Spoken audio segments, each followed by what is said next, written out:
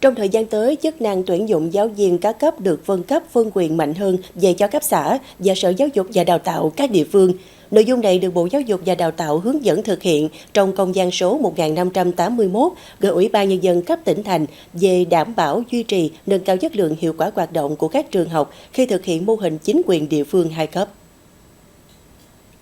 Theo đó, Bộ Giáo dục và Đào tạo cho phép cấp xã chỉ đạo công tác tuyển dụng giáo viên mầm non theo biên chế số lượng người làm việc do cấp có thẩm quyền phê duyệt. Đồng thời, được phép quyết định số lượng hợp đồng lao động các vị trí việc làm trong các trường mầm non, tiểu học, trung học cơ sở, đảm bảo đủ số người làm việc theo chương trình giáo dục phổ thông yêu cầu. Bộ Giáo dục và Đào tạo cũng giao Sở Giáo dục và Đào tạo thực hiện tuyển dụng, bổ nhiệm, điều động giáo viên các trường trong địa bàn thuộc phạm vi quản lý.